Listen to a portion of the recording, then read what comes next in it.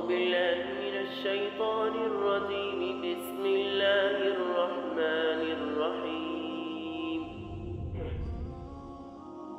الحمد لله الذي أنزل على عبده الكتاب ولم يجعل له عوجا قيما لينذر بأسا شديدا من لدنه ويبشر المؤمنين الذين يعملون الصالحات أن لهم أجرا حسنا ماكثين فيه أبدا وينذر الذين قالوا اتخذ الله ولدا ما لهم به من علم ولا لآبائهم كبرت كلمة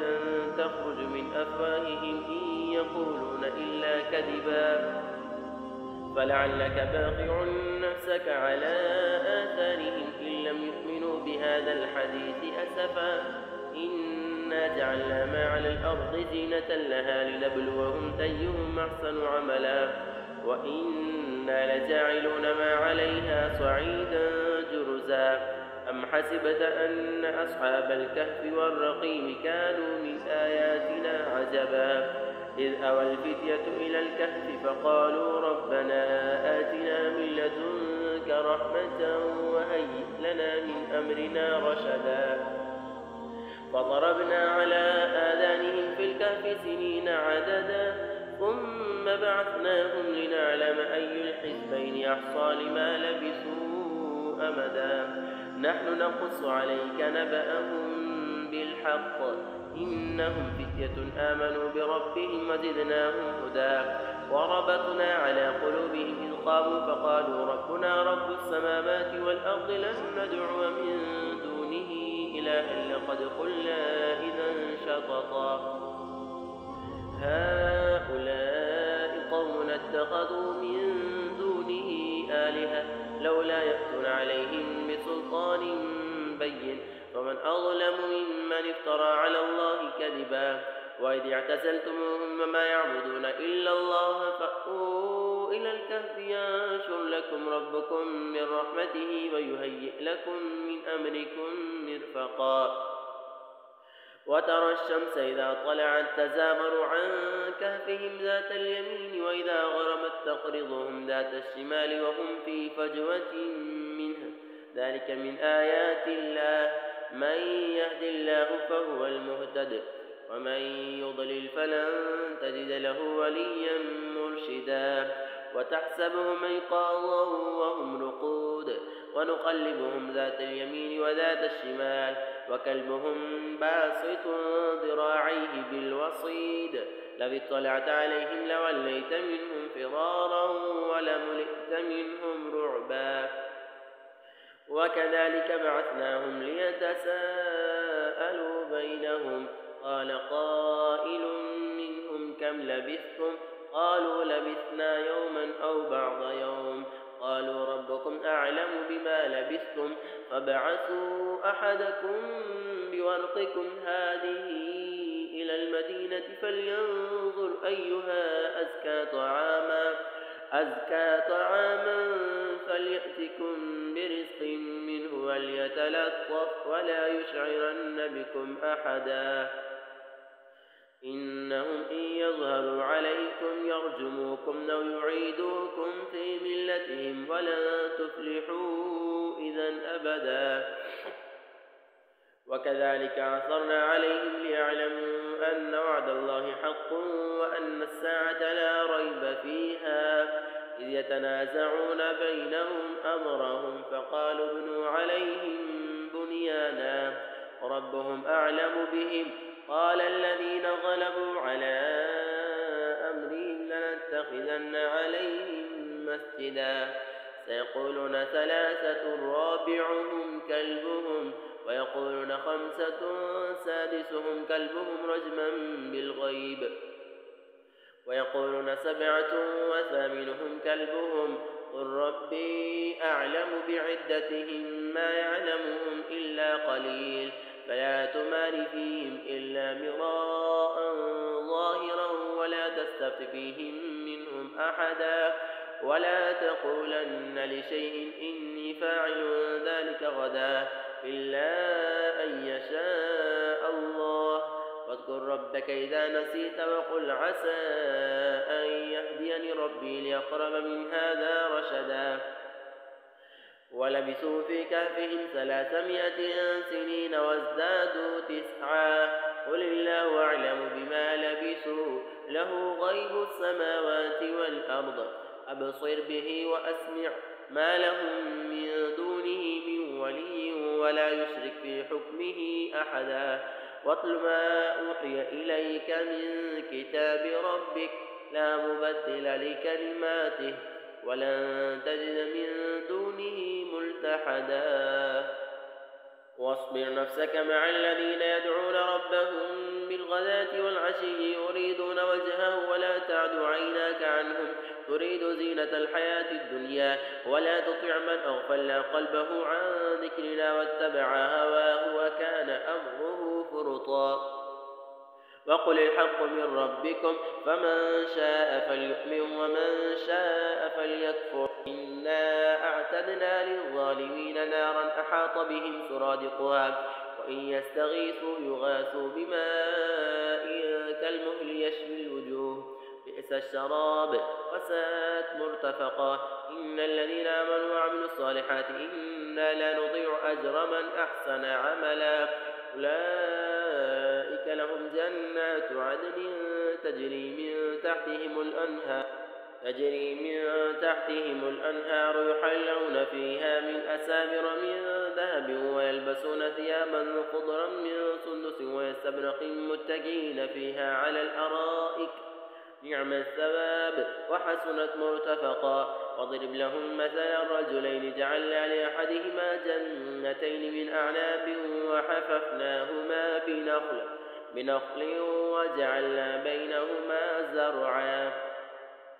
كلتا الجنتين آتت أكلها ولم تظلم منه شيئا وفجرنا خلالهما نهرا وكان له ثمر فقال لصاحبه وهو يحاوره أنا أكثر منك مالا وأعز نفرا ودخل جنته وهو ظالم لنفسه قال ما أظن أن تبيد هذه أبدا وما أظن الساعة قائمة ولئن رددت إلى ربي لأجدن خيرا منها منقلبا. قال له صاحبه وهو يحاوره وكفرت بالذي خلقك من تراب ثم من نطفة ثم سواك رجلا لكن هو الله ربي ولا أشرك بربي أحدا. ولولا إذ دخلت جنتك قلت ما شاء الله لا قوة إلا بالله إن ترني أقل منك مالا وولدا فعسى ربي أن يؤتيني خيرا من جنتك ويرسل عليها حسبانا من السماء فتصبح صعيدا زلقا أو يصبح ماؤها غورا فلن تستطيع له طلبا. وأحيط بثمره فأصبح يقلب كفيه على ما أنفق فيها وهي خاوية على عروشها ويقول يا ليتني لم أشرك بربي أحدا.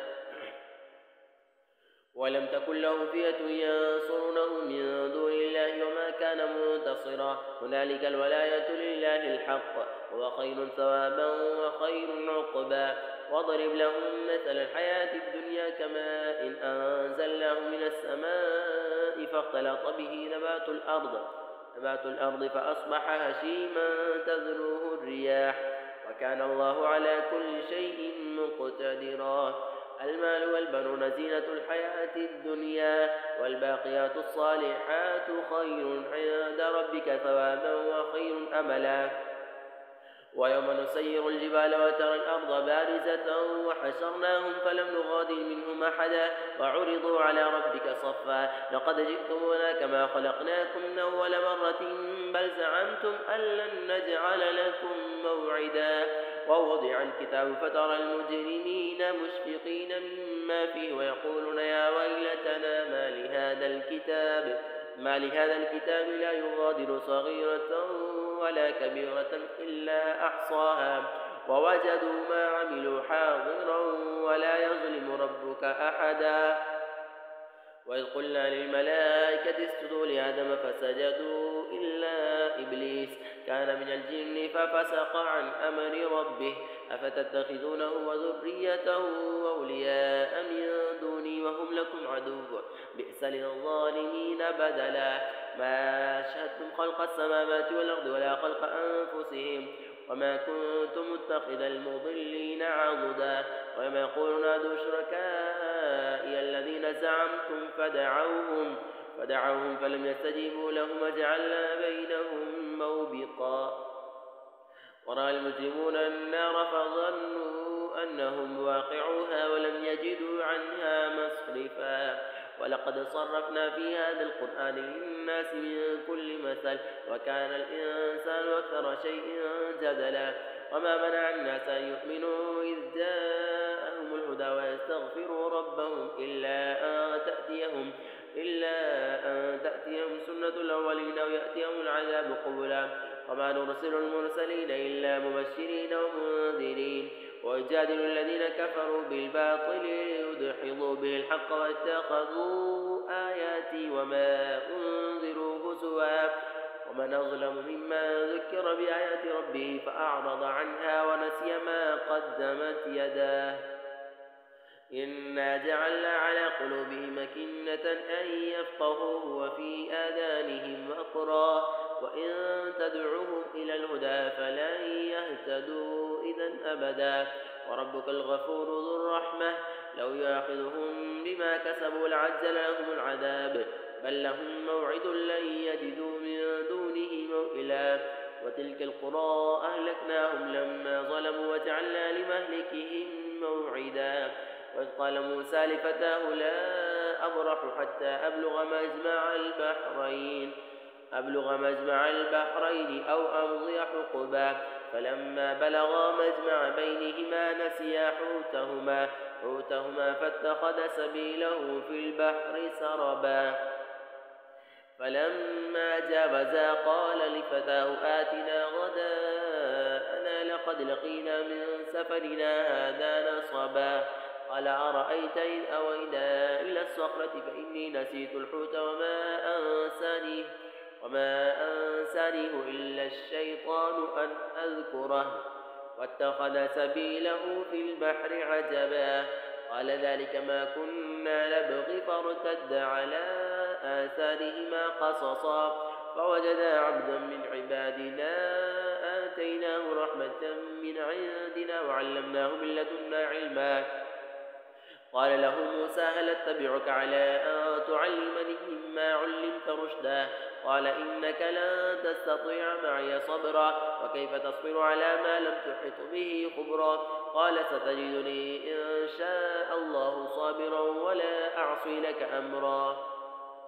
قال فإن اتبعتني فلا تسألني عن شيء حتى أحدث لك منه ذكرا فانطلقا حتى إذا ركبا في السفينة خرقها قال خرقتها لتغرق أهلها لقد جئت شيئا إمرا قال لم قل إنك لن تستطيع معي صبرا قال لا تؤاخذني بما نسيت ولا ترهقني من أمري عسرا